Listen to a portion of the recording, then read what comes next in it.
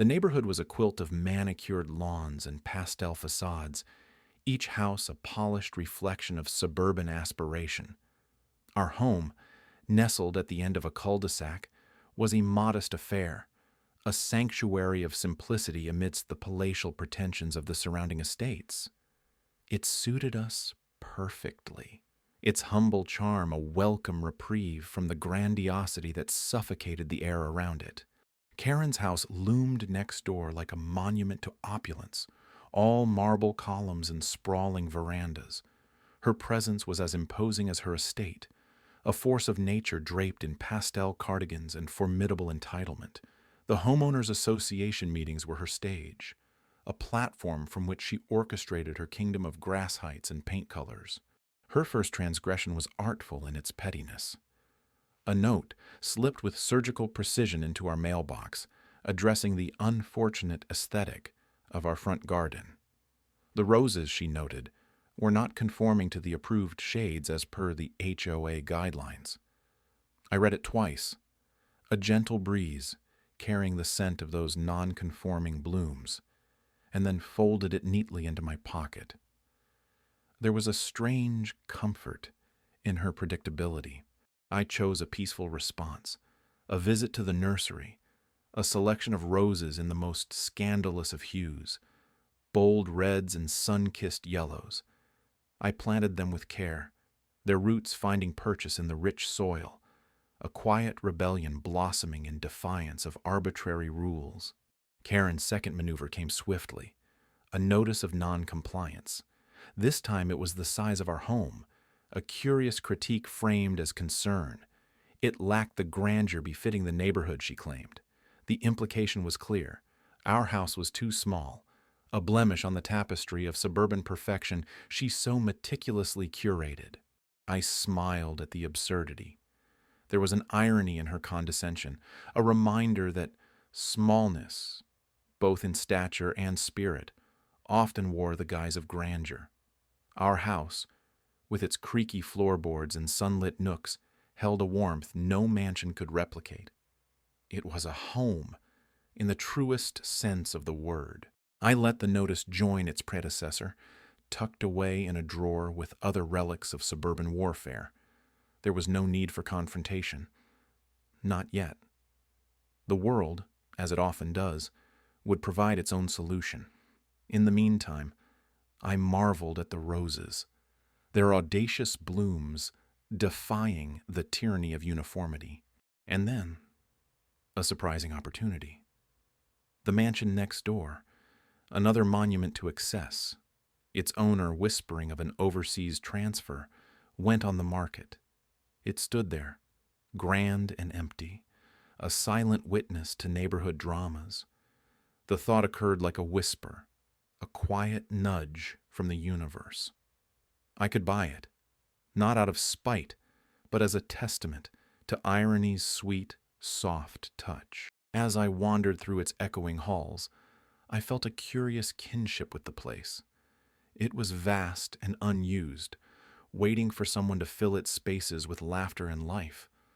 With every step, the plan unfurled in my mind, a tapestry woven with threads of karma and poetic justice. Decisions, like roses, bloom best when given time. So I lingered in the mansion's shadow, contemplating the possibilities. Act 1 was closing, the stage set for the unfolding drama. In the quiet of that evening, as the sun dipped below the horizon, I realized that sometimes the best response is not in words or deeds, but in the quiet assurance of knowing one's worth and the power of owning the narrative. Karen's glare could curdle milk. As I strolled down the manicured path of my newly acquired mansion, I could feel her eyes drilling holes into the back of my head from across the street. The morning sun cast long shadows, but none as imposing as the one she intended to loom over me with her presence. The new mansion stood as a monument to defiance, an architectural symphony of Victorian grandeur. It towered over the other homes like a regal guardian. Its turrets and gables seemed to laugh at Karen's insistence on conformity. I had christened it the castle in my mind. Karen, our self-appointed neighborhood enforcer, found solace in the minutiae. Her latest fixation, an absurd new array of homeowner association, HOA, rules. The ink had barely dried on the deed before they arrived in my mailbox, a white envelope as innocent as a wolf in sheep's clothing. Pristine, typed, and reeking of her perfume, the letters spelled out a litany of regulations. Mailbox too ornate, garden gnomes unapproved, and my personal favorite, curtains must be white. The irony, so delicious it almost made me laugh, was that her own gaudy decor was barely within the bounds of taste. The rules were a symphony of the absurd, each note a reminder of her need to control, to bind the neighborhood in her vision of bland uniformity. The smaller houses complied like meek sheep, but the castle was a lion among them. Citations followed. They arrived with clockwork precision. The mailman, a harried soul with tired eyes, began apologizing each time he handed over the stack. There was a particular satisfaction in watching his relief when I accepted them with a smile, as if each piece of paper were a love note from Karen herself. Gossip, the lifeblood of any community, spread like wildfire.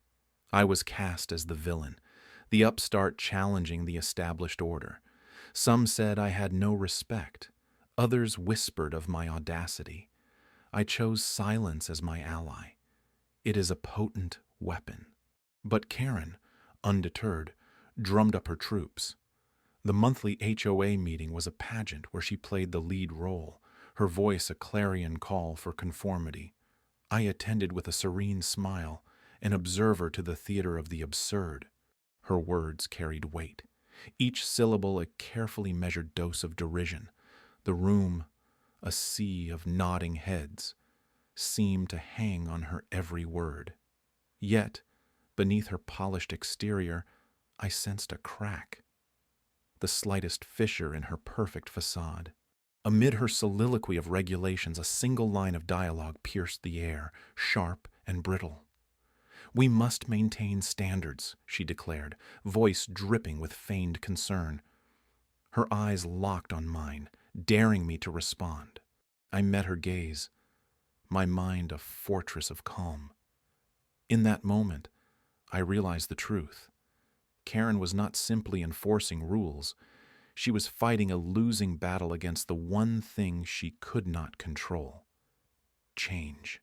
The meeting concluded, her words floating into the ether. I remained seated, the room emptying around me, her presence lingering like an unwelcome shadow. But within me, a resolve had solidified. The castle was my home now, a testament to my quiet rebellion. As I walked back through the halls of my new abode, I felt the echoes of history whispering secrets only the truly free could understand. And in the stillness, I knew this was but the beginning. The game was set, and I was ready to play. The sun hung low in the sky, casting long shadows across my yard. The yard Karen had once dismissed with a dismissive wave of her manicured hand. I stood at my window, the glass cool against my fingers, watching her house, her fortress of rules, regulations, and unsolicited judgments, all laid out perfectly on her manicured lawn like a diorama of suburban tyranny. It was time. The new mansion stood proudly beside my old house, a testament to quiet resilience and unyielding patience. When Karen had sneered and labeled my house too small for the neighborhood, I had felt the sting of her words. They pricked at my pride like needles. But I knew I had something she lacked: vision. Not the kind bound by property lines or roof heights, but the kind that sees beyond the immediate, the kind that sees opportunity where others see obstruction. I walked through the mansion's grand halls, the opulence echoing even in silence. The marble underfoot was cold, but it was a cold that spoke of permanence. Ornate chandeliers dangled above like jewels suspended in an endless night, casting prismatic patterns across the walls. This wasn't just a building. It was a statement, and I intended to make it echo through the neighborhood. In the weeks since purchasing it, I had meticulously documented everything, every rule Karen had bent, every courtesy she had bypassed. I possessed a stack of grievances as high as the ceilings, each meticulously recorded with a precision that mirrored her own obsessive attention to detail. The truth was, Karen had lived comfortably in her kingdom of control, wielding the HOA like an iron scepter. But now, the balance had shifted. I was the new neighbor with the biggest house on the block, an undeniable fact she could no longer overlook. I imagined her reaction when the letter arrived. A simple invitation inscribed on elegant stationery, inviting the neighborhood to a housewarming, a gesture of goodwill wrapped in layers of irony.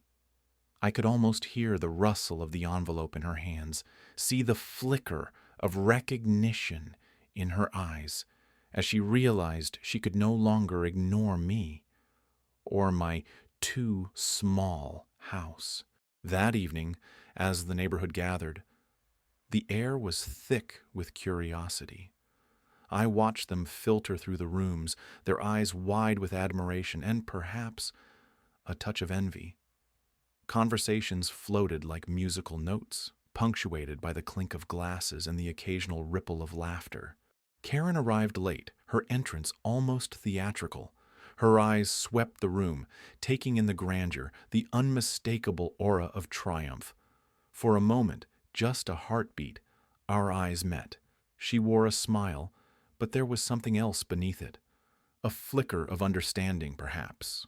Or the first shiver of uncertainty. Standing in the midst of it all, I felt a quiet satisfaction. Not from having bested Karen, but from the knowledge that I had changed the narrative, reclaimed my story. The mansion was more than bricks and mortar. It was a testament to resilience, a monument to quiet defiance. As the evening wore on, I allowed myself a small, secret smile, the kind that comes when you know you've played the long game and won. The house next door wasn't just a mansion. It was a masterpiece of irony, standing tall like a lighthouse on the shore, guiding my way through the storm that was Karen's reign.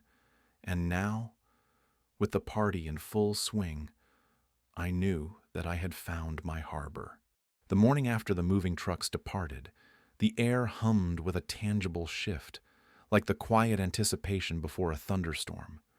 My new mansion, once a symbol of unattainable grandeur, now stood serenely majestic beside Karen's, casting a shadow that seemed to stretch far beyond its physical presence. From my vantage point on the veranda, coffee steaming in my hand, I felt the murmurings of the neighborhood begin to take shape. Subtle at first, like whispers carried on the wind, the neighbors began to notice. Eyes lingered longer as they passed, curiosity lighting up like fireflies in the dusk. The news of my unexpected acquisition spread faster than a drop of ink on tissue paper. Karen's contemptuous remark about my too small house had been the first ripple in what was now an undeniable wave of intrigue and speculation. Tensions mounted quietly, like a pot simmering just below a boil. Neighbors who had once nodded politely now hesitated, their gazes darting between my new mansion and Karen's meticulously manicured lawn. The symmetry of our homes, so perfect and yet so provocative, stirred a kind of silent rebellion against the status quo. I could feel it in the air, charged and electric. Inside, the mansion was a labyrinth of possibilities. Each room whispered stories of potential, its grandeur both overwhelming and empowering. It was as if the walls themselves breathed a sigh of relief, welcoming a new chapter. Yet, despite its opulence, it wasn't the size of the house that mattered, but the subtle claim it staked in the neighborhood hierarchy. It was a quiet declaration, a gentle yet firm assertion of presence. Karen, on the other hand, found herself ensnared in the very web of attention she craved, her social reign suddenly challenged by this silent contender. Her demeanor, once sharp as a sculptor's chisel, now seemed to reveal cracks beneath the surface. I caught glimpses of her, peering through her curtains, a thin veil of composure barely concealing her growing frustration. Her empire, built on whispered judgments and superficial accolades, was now precariously balanced. The irony wasn't lost on me. In her quest to belittle, she had unwittingly set the stage for her own undoing. The neighborhood's gaze, once firmly fixed on her, now shifted, dissecting every movement, every nuance of our now adjacent lives. Neighbors who had once sung her praises now watched with hushed anticipation, like spectators at a chess match, unsure of the next move but eager for the unfolding drama. I remained calm, my quiet strength a counterpoint to Karen's unraveling poise. In this living tableau of suburban theater, I was no longer a player, but a silent director, orchestrating without a single spoken word. The mansion, my unexpected ally, stood as a testament to the power of subtlety and the art of letting actions speak louder than words. As the days passed, the neighborhood's pulse quickened, each heartbeat resonating with the realization that change was in the air. The mansion, with its elegant arches and inviting shadows, became a symbol of a new era, a gentle reminder that in the world of HOA politics, the most profound statements are often made in silence. And so, the stage was set, the players in place. The quiet revolution had begun, and I, with a knowing smile, watched as the community slowly awakened to a new rhythm, one that promised both challenge and change. The air was cooler this morning, as though autumn had slipped in overnight to remind us that change is inevitable. I stood at the window of my newly acquired mansion, a cup of coffee warming my hands, watching the leaves dance along the sidewalk. It was peaceful here, serene, even. An ironic contrast to the chaos Karen had attempted to weave into my life. Her rebuke of my old home's size had been relentless, a perpetual thorn in the neighborhood's flesh. But now, gazing at the sprawling gardens that framed my new residence, I felt a quiet satisfaction. This was more than just a house. It was a statement, an elegant rebuttal to her incessant judgments. The paperwork had been processed seamlessly, each signature a whisper of defiance. There was a particular pleasure in knowing that Karen had no idea of her impending eviction from the narrative of the neighborhood. The mansion had been hers until it wasn't.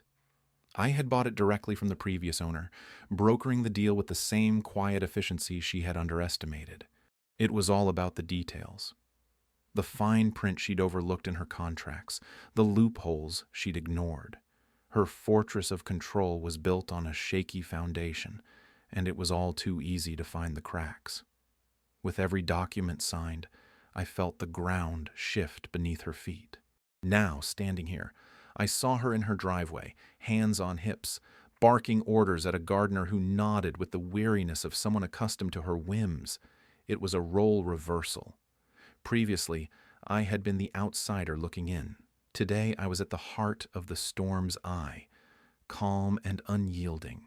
The legal notice was discreetly delivered, a quiet proclamation of change. She would find it later, tucked neatly among the rest of her unsorted chaos. It would be the beginning of her end, though I harbored no malice. This was simply the balance she had so carelessly disrupted, now restored by her own hand. I took another sip of coffee, the warmth spreading through me with comforting familiarity. The neighborhood felt different from here, larger somehow, with possibilities stretching out like the horizon. It was as if claiming this space had unlocked a different perspective, one that wasn't tethered to her limited vision. Reflecting on the journey from silent observer to quiet architect of my own fate, I realized that power was not in the volume of one's voice, but in the calm precision of one's actions. Karen had shouted through life, believing her noise equated to authority. But real power was silent, and it thrived in its own subtlety. The wind picked up, rustling the leaves into a chorus of whispers. A fitting soundtrack, I thought, for the closing act of Karen's reign. My thoughts drifted to the future, a canvas as expansive as the view stretching before me. There was a beauty in the unknown, a promise that the next chapter was mine to write. I watched as Karen's figure receded, her bluster swallowed by the quiet elegance of the neighborhood. Today was the start of something new, a narrative infused with the calm assurance of knowing who I am and where I belong. The mansion was more than a home. It was a testament to the journey, an affirmation of resilience, quiet, yet profoundly powerful. As the door closed behind me, I took a last glance at the world outside, a world where change stirs beneath the surface, waiting to unfold in its own time and on its own terms. In the fragile stillness of the early evening, the air carried a whisper of change. The sun dipped below the horizon, brushing the sky with strokes of deep violet and molten gold, as if nature herself scribbled a new chapter on the canvas of our community. It had been days since the confrontation, days since Karen's piercing words had echoed through the hollows of my mind. Yet, like a stubborn stain, her disdain lingered, refusing to be scrubbed away by the passage of time. The mansion next door now stood, not as a monument to my retaliation, but as a testament to possibilities unimagined. Its grand facade cast long shadows over the neighborhood, a silent observer to our little drama, holding secrets within its walls like a confidant. Tall windows, once eyes glaring down, now seemed softer, as if the house itself had sighed in relief at finding a resident who looked beyond its grandeur, seeing it not as a fortress, but as a home. In the aftermath of my unexpected acquisition, the tides of neighborhood opinion shifted subtly. A quiet murmur of approval, a nod in passing, a wave from a driveway. These small gestures were the gentle ripples of a community redefining itself, the subtle ways in which we acknowledge and adapt. Karen, however, remained a rock in this stream, unmoving and unyielding, her rigid posture a testament to her defiance. Her presence, once a looming storm cloud, had diminished. It was ironic how the house she had deemed too small now seemed to loom larger in her absence, a beacon of defiance and resilience in my own quiet rebellion. The community had begun to see through her veneer, recognizing the fragile ego that had fueled her tyranny. The HOA meetings, once battlegrounds for her intrusive policies, had taken on a new atmosphere. The air was lighter, filled with the tentative hope of change. I attended, of course, sitting quietly at the back, observing the dynamics with a calm resolve.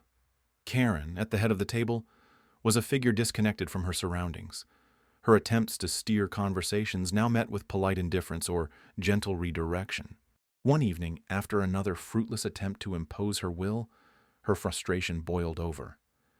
"Doesn't anyone care about the standards anymore?" Her voice cracked, echoing through the room, a brittle sound teetering on the brink of collapse. The irony was palpable. Standards. A word she had wielded like a weapon, now turned against her, its sharpness dulled by the community's newfound unity. In that moment, the room seemed to breathe as one. A collective exhale. I felt the shift, the silent acknowledgement among us that her reign was ending. Not in a dramatic crescendo, but in the quiet certainty of a new order taking root, one grounded in empathy and understanding rather than judgment and exclusion. The meeting ended, chairs scraping softly against the floor, neighbors exchanging hushed words and knowing glances. Outside, the night was cool, stars pricking the velvet sky like scattered diamonds. I walked home slowly, the path illuminated by the soft glow of street lamps. The mansion beside me, a steady companion. Crossing the threshold of my once too small home, I felt the warmth wrap around me, a comforting embrace. This space, intimate and familiar, was where my heart resided, not bound by walls or dimensions, but by the love and life within. The mansion was merely an extension, a canvas for new memories and explorations, not a replacement. The neighborhood had found its balance, a delicate equilibrium where differences were celebrated, not condemned. As for Karen, she would remain, a fixture in our tale, yet her influence now, a shadow of its former self. In this quiet revolution, we had reclaimed our community, not with grand gestures or bitter confrontations, but with the simple, steady power of shared purpose. And so, life continued. The sun set and rose again, painting our skies with hope, each new dawn a reminder that change is inevitable, often arriving not with the clamor of a storm, but with the gentle persistence of a new day.